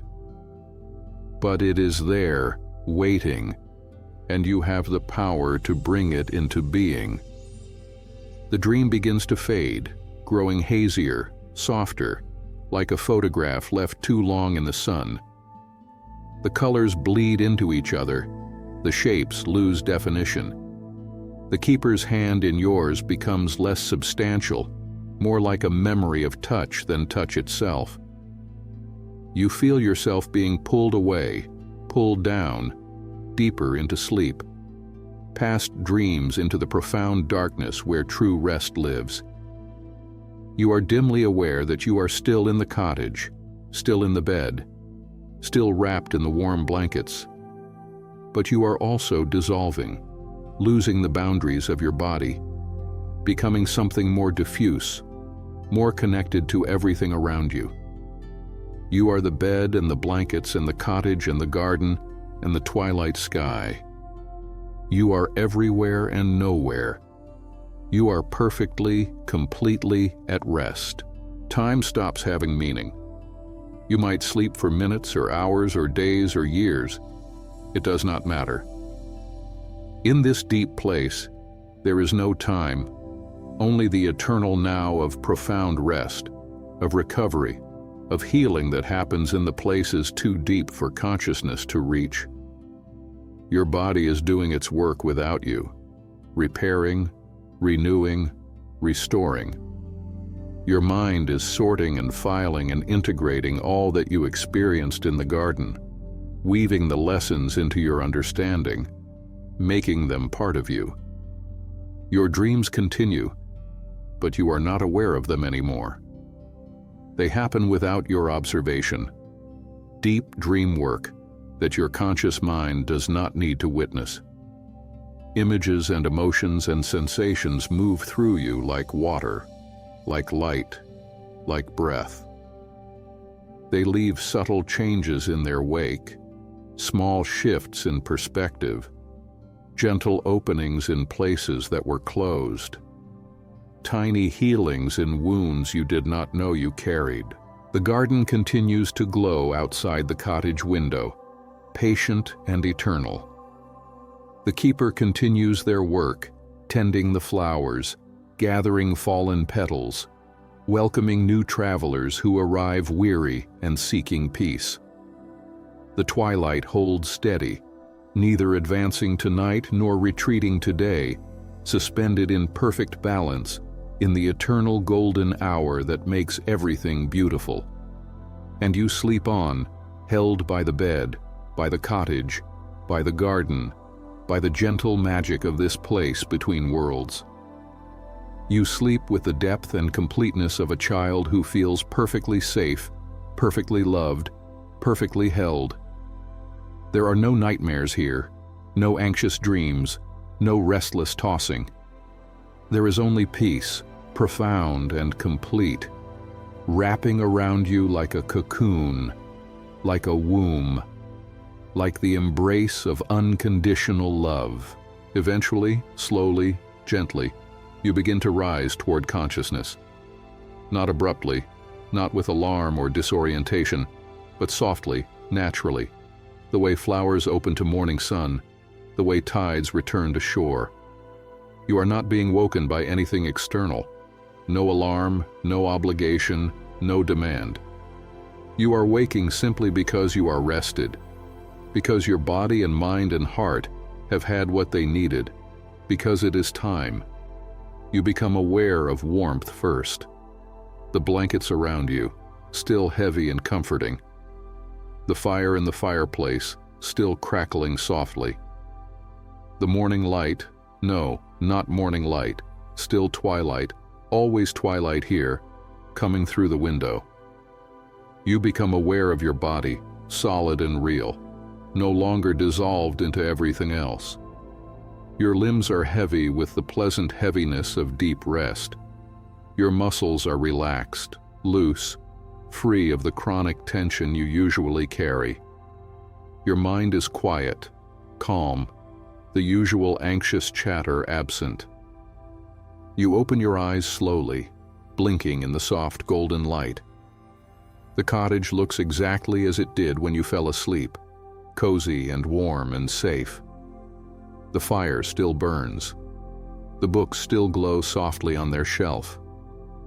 Everything is peaceful, undisturbed, as though the world paused while you slept, waiting patiently for you to return. You sit up slowly, the blankets falling away, and you notice something. You feel different, lighter somehow, more present, more yourself. The numbness that has been your constant companion for so long is gone, or at least diminished. In its place is a gentle warmth, a soft openness, a willingness to feel, to be present, to engage with life rather than simply surviving it. You swing your legs out of bed and stand, stretching your arms overhead, feeling your spine lengthen, your muscles wake. Everything works smoothly, easily, without pain or stiffness. You feel good in your body, at home in it, in a way you cannot remember feeling in a very long time. There is a small table beside the bed that you did not notice before, and on it sits a cup of tea, still steaming as though it was just poured. Beside the tea is a small note written in elegant script. You pick it up and read, "Dear traveler, I hope you slept well and are feeling restored. The tea is for you, a blend of herbs from the garden to help you carry its peace with you as you return to your life. Drink it slowly, with gratitude, and let it remind you that you are never far from the garden, that it lives within you always. When you are ready, the path will appear to guide you home. Walk slowly. Notice the beauty. Remember what you have learned, and come back whenever you need to. The garden will always welcome you. With love and blessings, the keeper." You smile, feeling warmth bloom in your chest. You pick up the tea and bring it to your lips, blowing gently to cool it, then taking a small sip. It is perfect. Not too hot, not too sweet, flavored with honey and something floral, something that tastes like the garden smells, like peace and beauty and growing things. You can feel it warming you from the inside, spreading through your body like light, like the glow of the flowers themselves. You drink the tea slowly, standing by the window and looking out at the garden. In the soft twilight, the flowers continue their eternal bloom, glowing and swaying in the gentle breeze. You can see the different gardens from here, the garden of first joys with its bright, exuberant blooms, the garden of quiet contentment with its subtle, understated beauty, the garden of connection with its warm, golden glow. And somewhere out there, though you cannot see it from this angle, is the garden of gratitude, where the flowers you planted still bloom, still glow, still testify to your capacity for thankfulness. When you have finished the tea, you set the cup down gently and turn toward the door. You are ready to leave, you realize, not because you want to escape this place, but because you are complete here.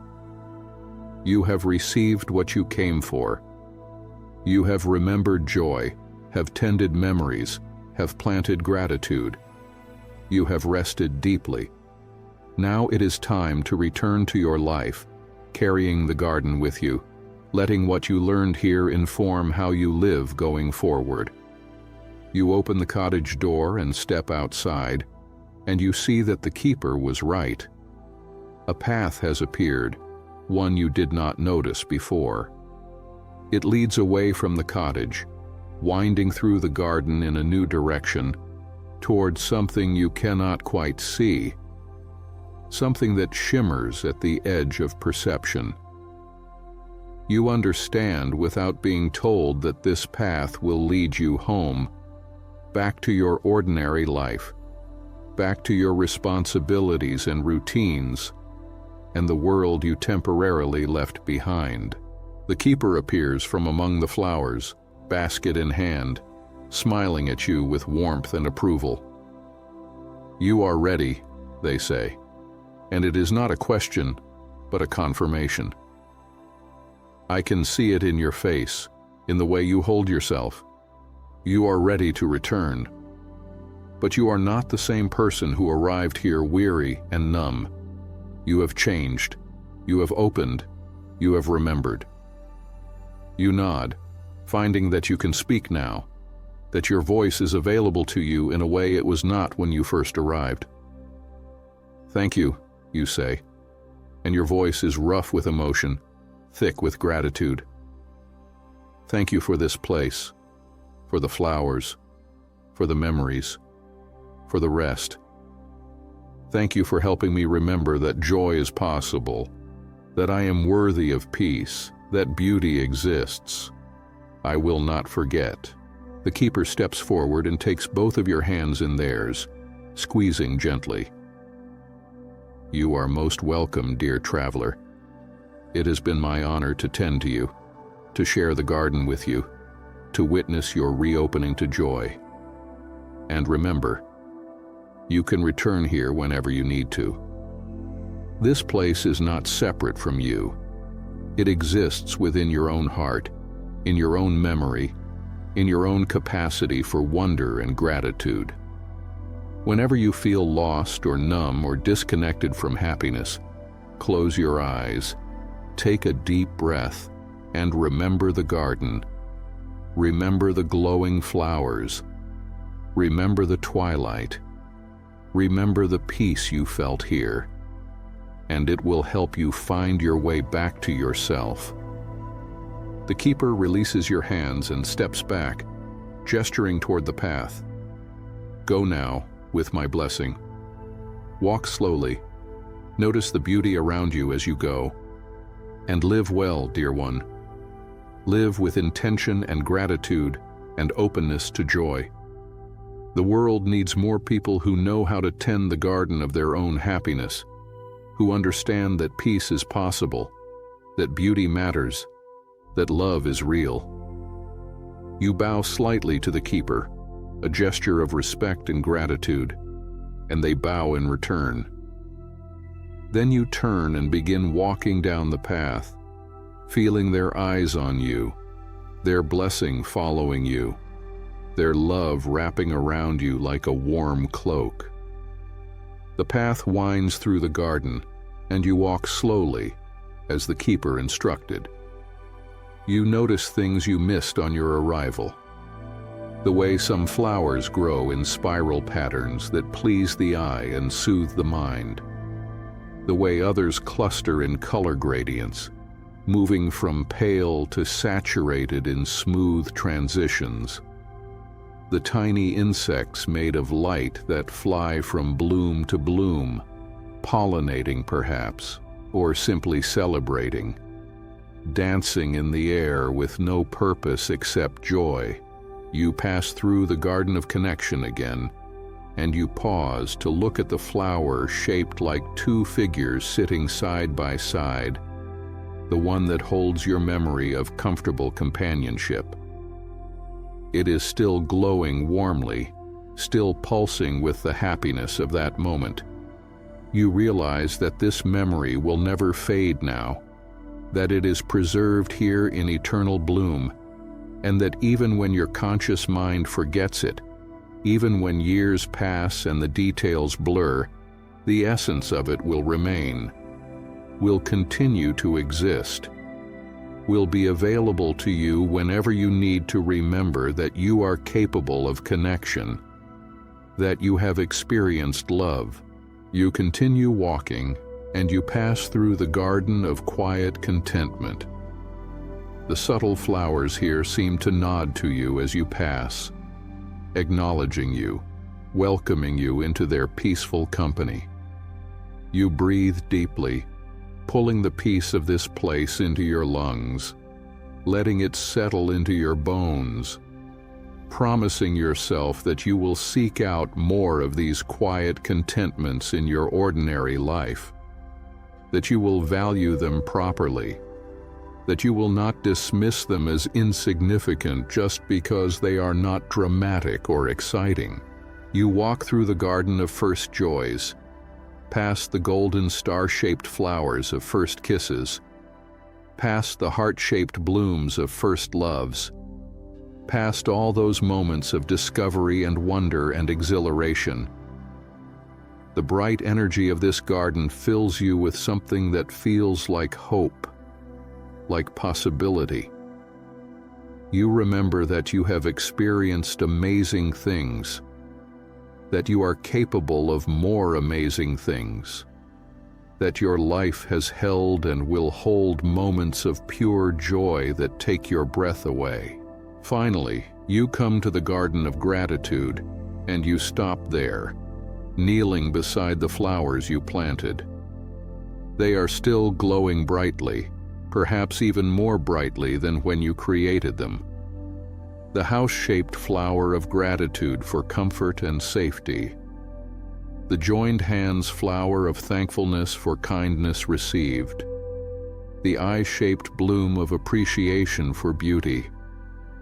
Looking at them, you feel your heart swell with emotion, with the understanding that these gratitudes are real, that they reflect genuine goodness in your life, that you have more to be thankful for than you usually allow yourself to acknowledge.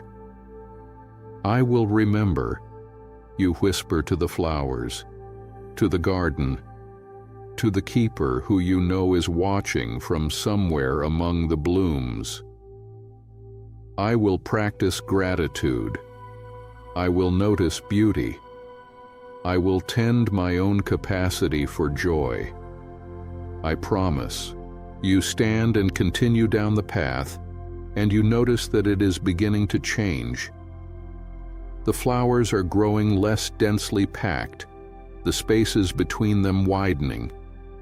The light is shifting too, becoming less golden, less twilight-like, taking on qualities of ordinary daylight, though still soft, still kind. You are approaching the edge of the garden, the boundary between this magical place and the world you came from. The path leads you to a gate you did not pass through on your way in, or perhaps it is the same gate, but you are seeing it from a different angle, from a different perspective. It is made of living wood, branches woven together and covered in flowering vines that release sweet perfume. The gate is open, welcoming, not a barrier but a threshold, a transition point. You stand before the gate for a moment, looking back at the garden one more time. From here you can see vast sections of it, thousands of glowing flowers creating a landscape of living light, beautiful beyond words. You feel a pang in your chest, a reluctance to leave this place of peace and beauty, this sanctuary where joy is real and preserved and tended with care. But you also feel ready to return, ready to take what you have learned and apply it to your ordinary life, ready to be the keeper of your own garden of happiness, to tend your own memories, to plant your own gratitudes, to notice your own moments of beauty and connection and peace. You understand now that the external garden was always a reflection of what exists within you, that you carry your own capacity for joy wherever you go, that the work of tending happiness is work you can do anywhere, anytime.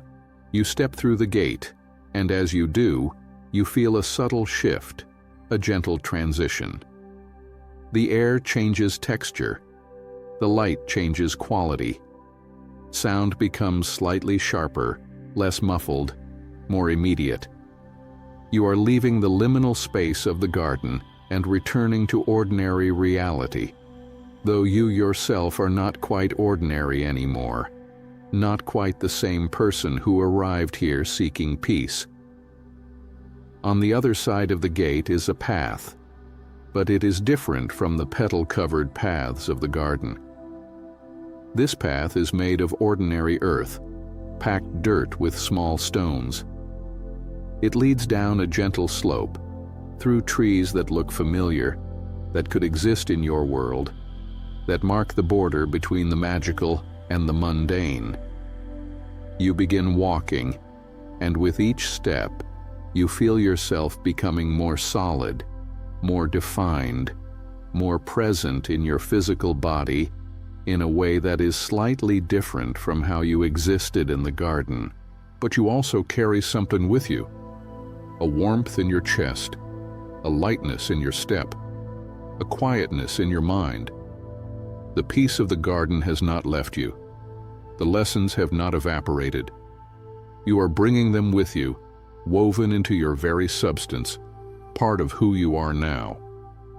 As you walk, you begin to notice things about the ordinary forest around you that you might have missed before visiting the garden. The way light filters through the leaves, creating patterns of gold and shadow on the forest floor. The sound of birds calling to each other, their songs simple but beautiful. The smell of earth and green growing things. The feeling of air on your skin, cool and fresh. These are the small beauties of the ordinary world, and you see now that they are not so different from the magical beauties of the garden. They too are evidence of wonder, of grace, of the universe's capacity for creating loveliness. You walk on, and the forest begins to thin. You can see brighter light ahead, hear sounds that suggest human activity, cars in the distance perhaps, or voices, or the general hum of civilization. You are approaching your regular life, the world you temporarily left behind.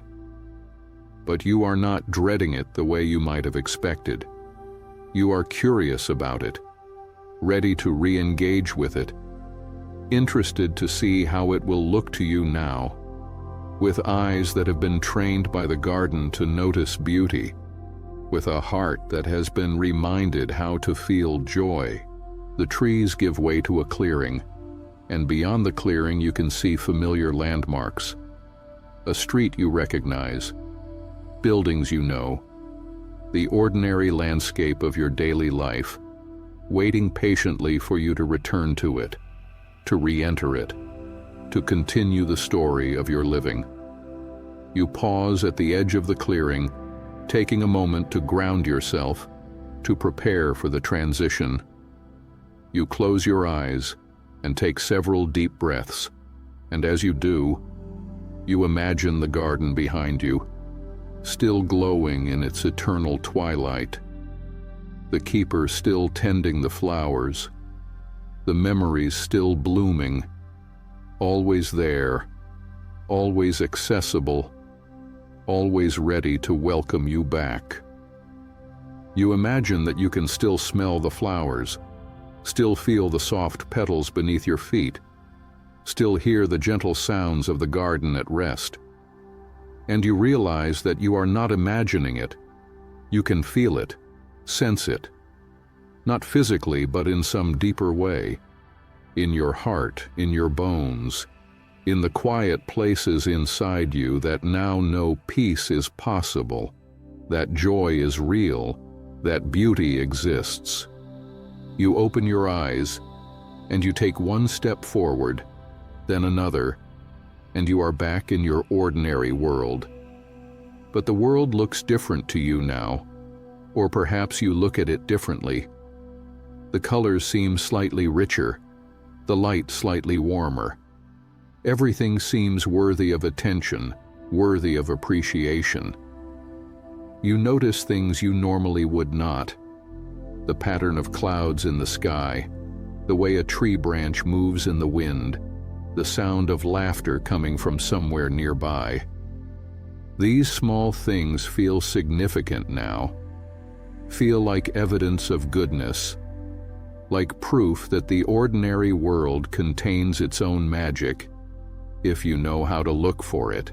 You begin walking toward home, wherever home is for you. And as you walk, you practice what you learned in the garden. You notice beauty, the color of someone's front door, painted bright blue and cheerful. You feel gratitude for the sidewalk beneath your feet, for the shoes that protect them, for the simple fact of being able to walk. You remember connection, thinking of people who care about you, who would be glad to hear from you, who are part of your life's garden of relationships. And something shifts. The world does not feel as heavy as it did before. The future does not feel as overwhelming. Your problems and responsibilities are still there, still real, still requiring attention. But they are not the only reality. They are not the whole story. There is also beauty. There is also joy. There is also peace. And these things are just as real, just as true, just as important. You arrive home and you go inside, and everything is familiar. Your space, your things, your life waiting exactly where you left it. But you move through it differently now. You notice the comfort of it, the way your favorite chair holds you, the way light comes through your window, the small objects that bring you joy. You make yourself tea and you drink it slowly, mindfully, appreciating the warmth and flavor, remembering the tea the keeper left for you in the cottage. As evening approaches, as the sky outside begins to shift toward twilight, real twilight this time, the ordinary transition from day to night that happens every evening in your world, you find yourself drawn to the window. You watch the sky change colors, gold fading to rose, fading to lavender, fading to deep purple blue. And you are reminded of the eternal twilight of the garden, of the keeper's eyes that held all those colors at once. And you realize something profound. The garden taught you how to see, how to notice, how to be present with beauty. And now that you know how, you can find gardens everywhere.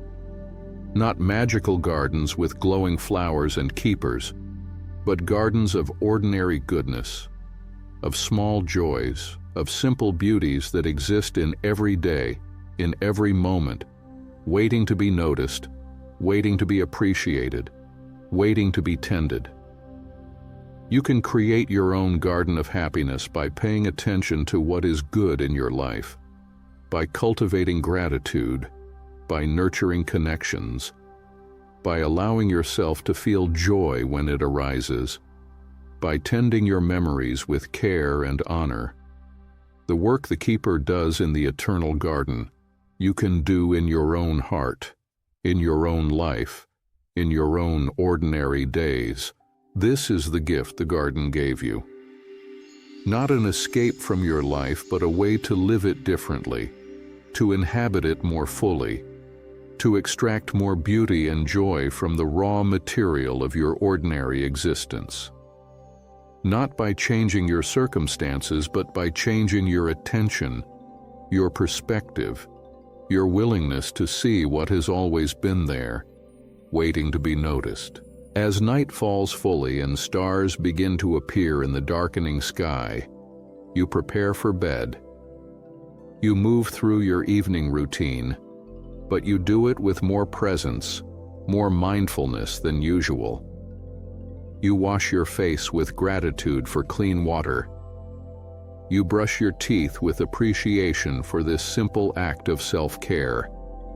You change into comfortable clothes with thankfulness for warmth and softness. You climb into your own bed, not as elaborately comfortable as the cottage bed, but your bed, familiar and good enough. And you arrange your pillows and pull up your blankets.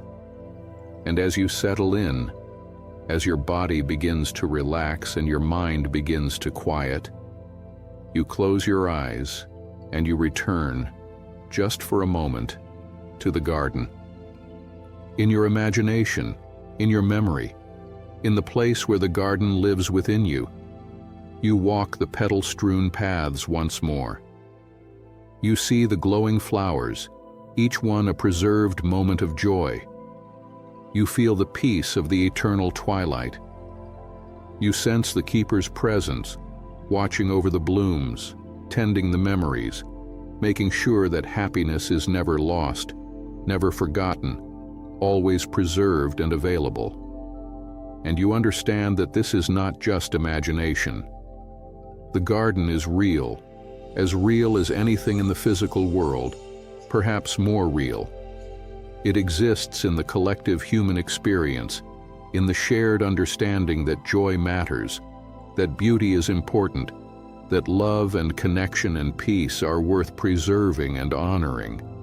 The garden exists wherever someone chooses to notice beauty, to feel gratitude, to tend their own happiness with care. You are the keeper of your own garden now. Every day you have the opportunity to notice moments worth preserving, worth honoring, worth allowing to bloom into happiness.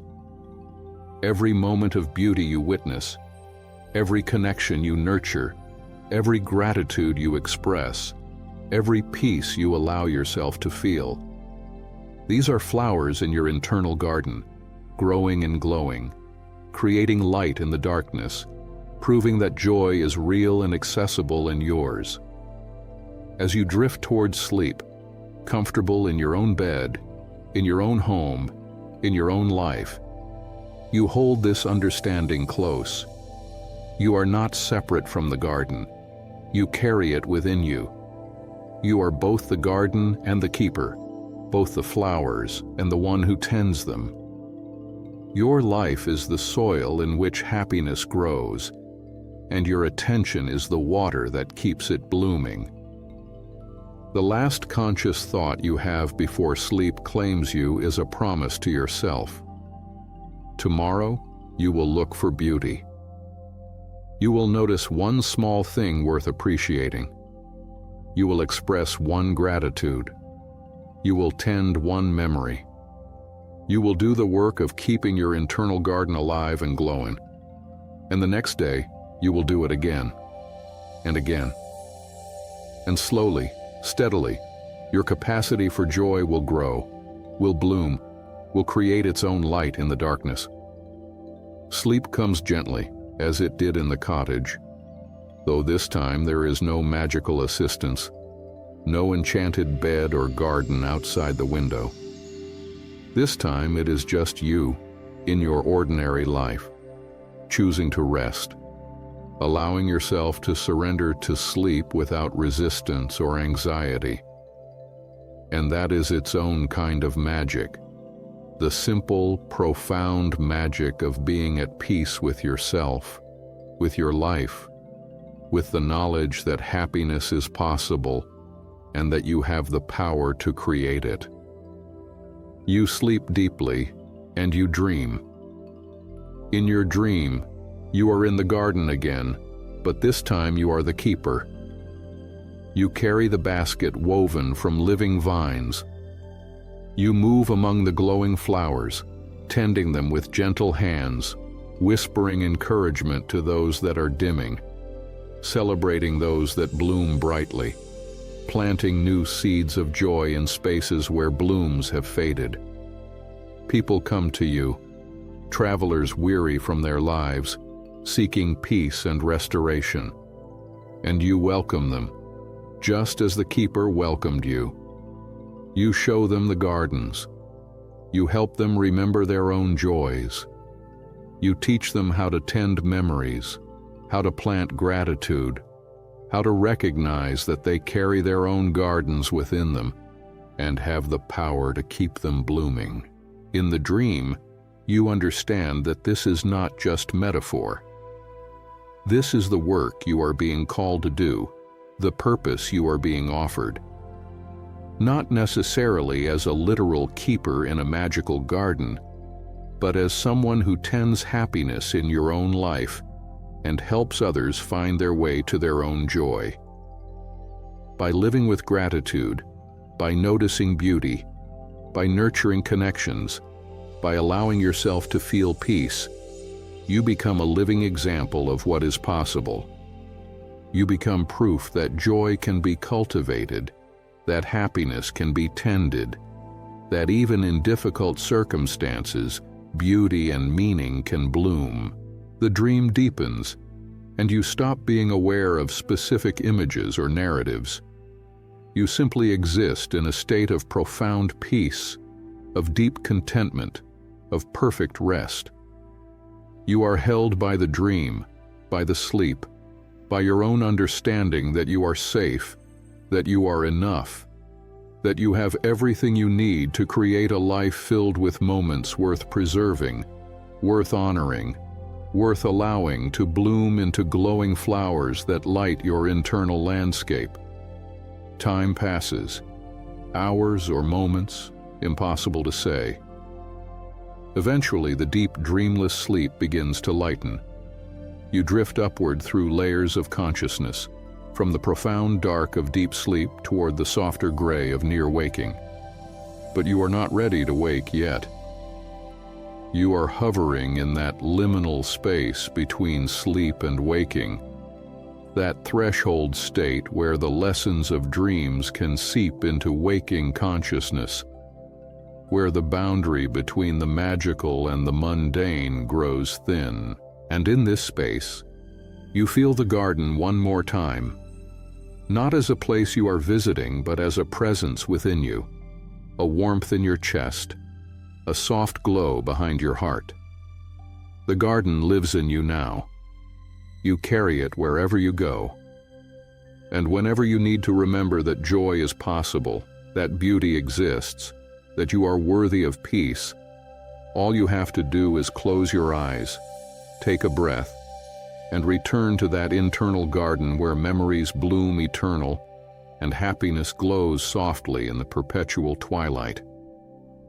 The knowledge settles into you, becomes part of you, is woven into your understanding so completely that you will not be able to separate it from yourself.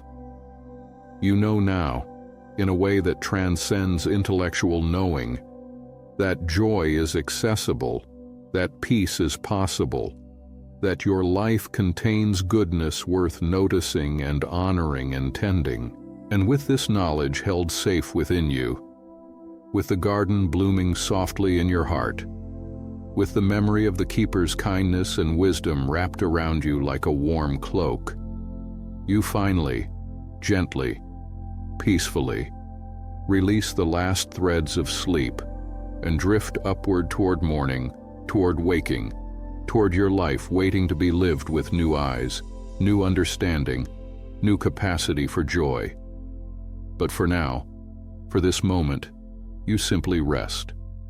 You float in the gentle space between sleeping and waking, held by your own internal garden, tended by your own growing wisdom, illuminated by the soft glow of memories preserved, gratitudes expressed, and joys acknowledged. You rest, and you are peaceful, and you are enough, and you are home. Sleep deepens one final time. Your breathing slows to its most restful rhythm, in and out, in and out. Steady as the tides, patient as the turning of seasons, eternal as the twilight that holds the garden in its soft embrace. And in this deepest rest, this most profound peace, you simply are, breathing, sleeping, dreaming, being, held by the garden, held by yourself, held by the gentle magic that exists in the space between waking and sleeping, where transformation happens, where healing occurs, where you remember that joy is your birthright, that peace is your nature, that you carry beauty within you always, blooming eternal in the garden of your own precious heart. Rest now. Sleep deeply. Dream gently. And wake when you are ready, carrying the garden with you, ready to tend the flowers of your own happiness, ready to notice beauty, ready to live with gratitude, ready to bloom. The twilight holds you. The flowers glow softly. The keeper smiles. And you, dear traveler, are finally, peacefully, completely at rest. Sleep.